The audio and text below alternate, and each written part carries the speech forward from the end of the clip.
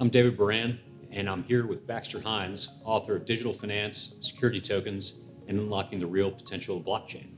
So let's go from talking about something that is a little plain vanilla in home equity loans and going to something that is brand new, the security tokenization of a professional athlete's contract. This is a case study that you talked about in the book, and I understand this case study has recently happened in real life. Can you talk a little bit about it? Sure. So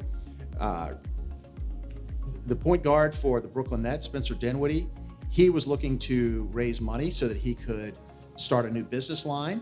He wanted to be able to get that going while he was a player in the NBA. He has a $13.5 million a year contract with the Brooklyn Nets over a 3-year period. He decided to sell debt on the blockchain that was going to, in essence, be backed up by the money by his contract. Exactly right. And he's paying a 5% interest rate on those notes. What this allows him to do is to issue that debt in a legally compliant way. He can make sure that everything stays in compliance throughout the life cycle of the loan. And he gets to go off and continue to do what he does best, which is be a basketball player and not have to worry about a lot of those different regulations, such as, is he only selling to accredited investors? Are the investors locking up the loan for the length of time that they have agreed to?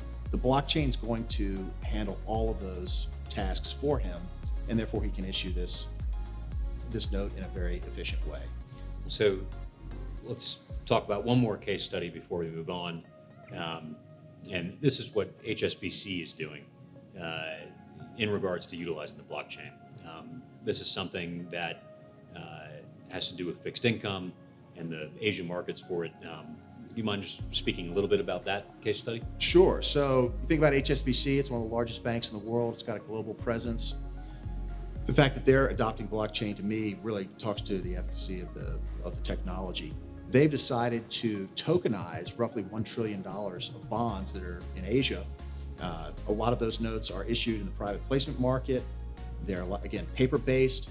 By putting them onto the blockchain, they create a system that's much easier to use, that's much easier to trade, much easier to track, and they can monitor in a compliant way all of those, who holds the debt and are the debts being held in a proper way and being serviced properly.